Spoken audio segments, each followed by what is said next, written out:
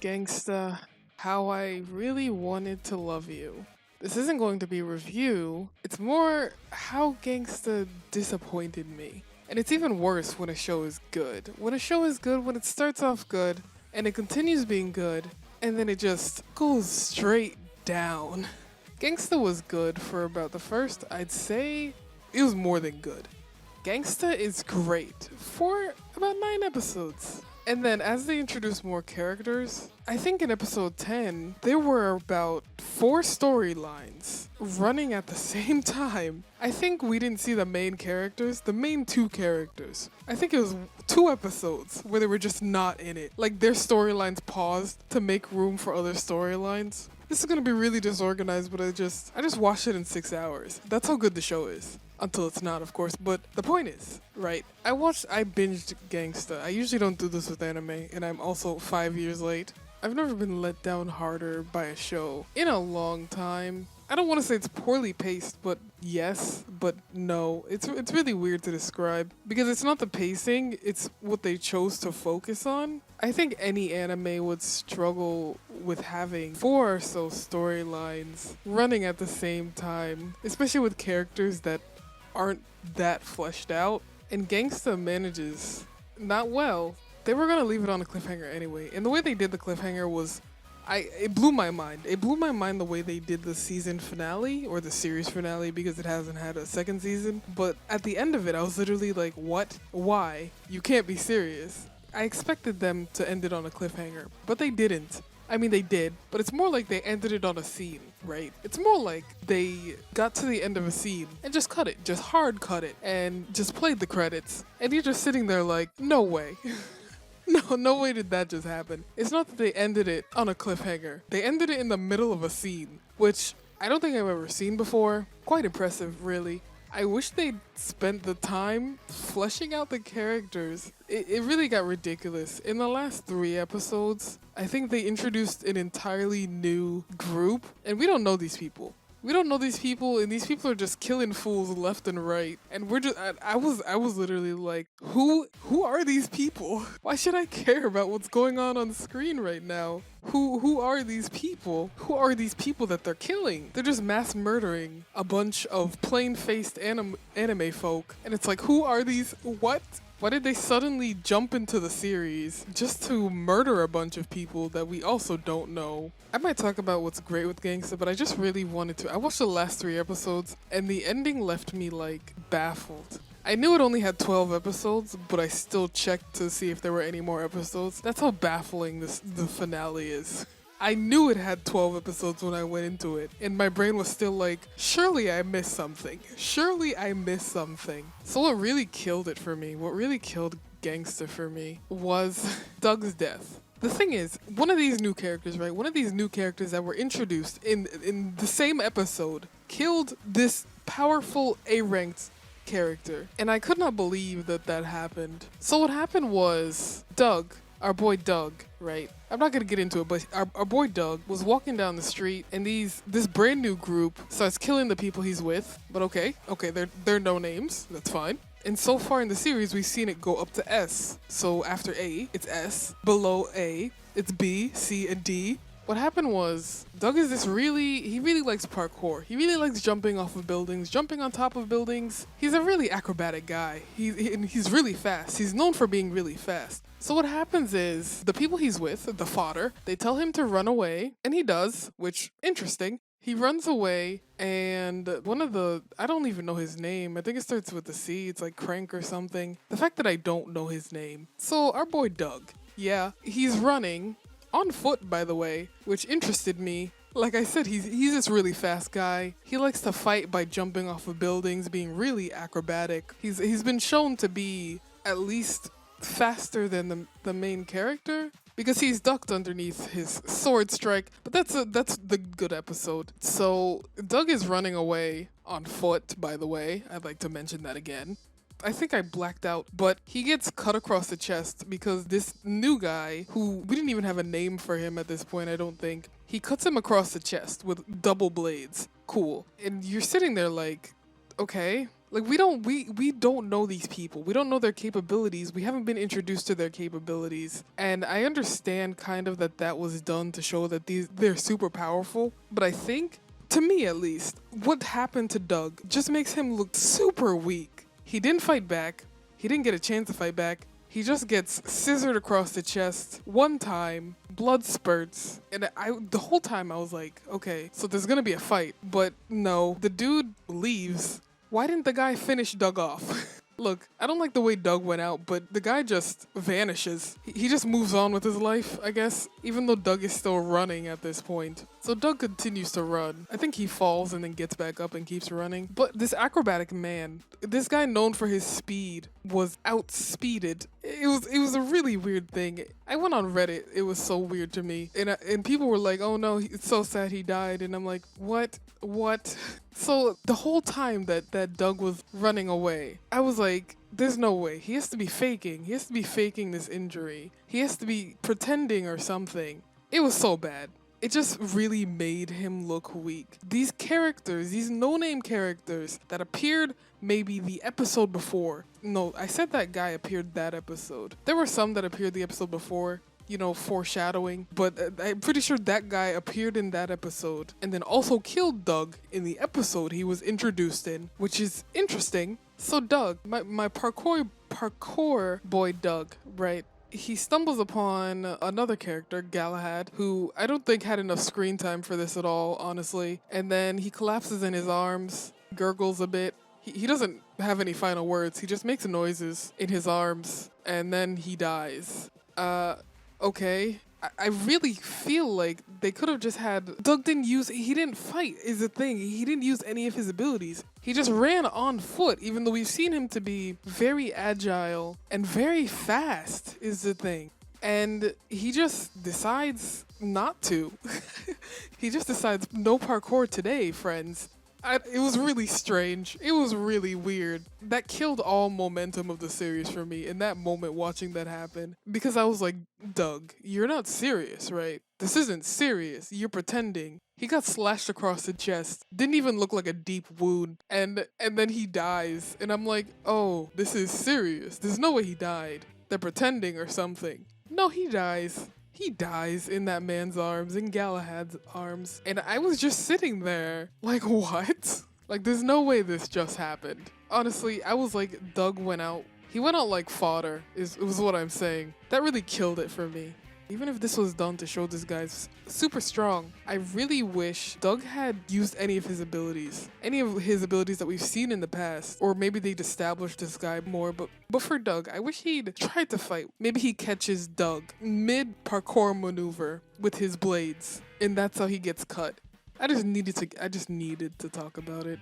The thing is, Gangsta set up power levels way better. It's like comparing Gangsta to itself, because I think it was the third episode. They had this fight between Nicholas, the main character, well, the shorter main character, the black-haired one, if you actually know what I'm talking about. And it was actually a really good scene to show how strong Nicholas is. He fights this other dude who's like, I think he was B rank or something, and he literally toys with him the entire time. He's like, hey, I'll give you 3 minutes. Listen to me. If a deaf man with a samurai sword comes up to me, right, and says, I'll give you 3 minutes, we're not fighting. I'm leaving. It's not happening. I'm out. He wins. He wins by default. He came up to him and was like, I'm gonna give you 3 minutes. Oh, no, we're not fighting. It was a fantastic display of how powerful he is in compared to like lower ranks. And it was like... Doug is he's not a main character, but I guess he's one of the central cast. I guess that's the appropriate term. But they did it better. They did it better in their own show. And I kind of understand, because they only had 12 episodes. I don't understand why they didn't they did a cliffhanger anyway. With the material they had, or with the time they had left, to flesh out these nobodies that I was wondering every time they were on screen, why they were on my screen. And then it got worse. There were at least 2 episodes where we spend zero time with the main characters. Like, the main characters are just frozen in place in their storylines while these other storylines are going on. And I'm like, why? Like Galahad and Doug, right? In the anime at least. Did he even have any lines with Doug is what I'm saying. And he's like, Doug doesn't have any final words. Again, like, he's sitting here making noises at this man and hands him his dog tags. And then Galahad's like, yeah,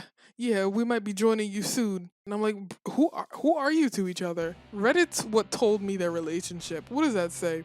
I spent like more than half of this talking about Doug, but I was really disappointed. I don't think you understand how disappointed I was. When these randoms were first introduced, I was like, okay, I'll wait and see. I'll reserve judgment to see how this plays out. I was a little worried because I was like, they only have 3 episodes left. Interesting how they're going to do this. But you know, it's been great so far. It's really delivered so far. So surely I can trust them to, even if they're going to end on a cliffhanger, a good cliffhanger, right? No, it's a great show, but a bad ending can literally sour the entire experience. And that's how I feel about Gangsta. I just wish more time was spent. We had 4 different storylines going on at one point, and it was with characters. Some of the characters, I literally forgot who they were. I was so disappointed in this show because I was like, okay, this is a show I can recommend to people. This is a great show. This is a fantastic show. And then the last few episodes happened, and I was like, yeah, I'm gonna reconsider that. So what else happened? What else happened that disappointed me? The characters are great. Well, for a while. The main character, Nicholas, he doesn't really do anything for the finale. He just jumps on rooftops, living his best life while explosions are happening. His last scene, I think, is talking about how things are inevitable, and then we cut away. So how they end it, right? So my man's Warwick. He got pushed out of a window. Actually, he gets stabbed and then pushed out of a window. Well, pushed. He really did get tossed. One of the characters is suspected to have like super senses, but it's not confirmed. It's like open-ended. It gives you clues that these characters that we think are normal might actually be superhumans, but the show never confirms it, which I actually kind of like in a way because it's like setting up the suspense for when something happens to confirm that they're superhumans. So we cut back to Warwick, and then he has a flashback to when he was a kid, talking about how his dad told him to never be like the superhumans because they're beasts. And he's, you know, if he's a superhuman, he's no longer human. And then it cuts back to him. His final line is literally, in English at least, is, well, I never wanted to be like them anyway. And then we cut to the ending, and it's like, thanks. It's really something. What happens to the random group that was introduced at the very end? We don't know if they're superhumans or not. Well, we kind of do. I guess they are superhumans because it was kind of, one of them got stabbed with like a downer serum at the end. He was the one who tossed Warwick out the window, by the way. We don't know what happened to him. He's still in that room killing fools, I guess. I'm not saying to tie up every single storyline, Promised Neverland Season 2 style, but why introduce those storylines in the first place? They could have focused on one, maybe shifted the others for like a potential next season. Instead, they introduced 16 storylines and then wrap up none of them. It was just, the execution of like the last 3 episodes, it was, Gangsta was so good, you don't understand.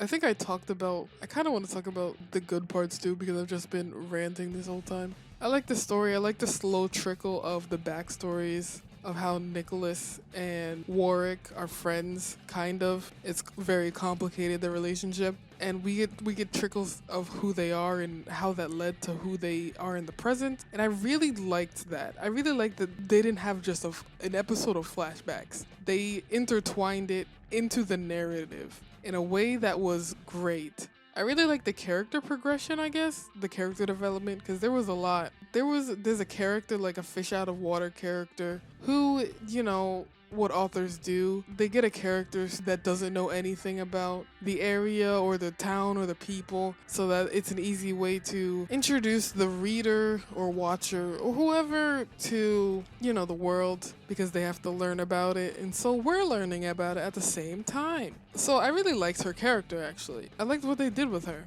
because she wasn't just a ditzy main character. I don't consider her the main character. I think Nicholas and Warwick are the main characters, but I think she was done well.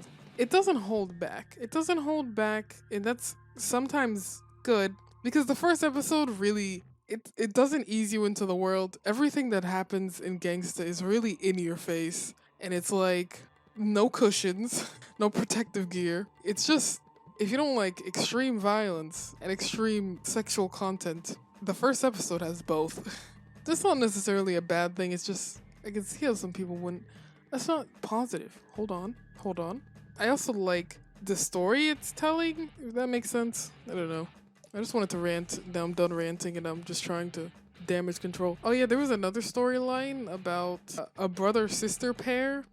Okay, so it's not really that important, the details, but the brother goes looking for the sister and, you know, he sees her eventually, I think in episode 12, he sees her traveling along a rooftop.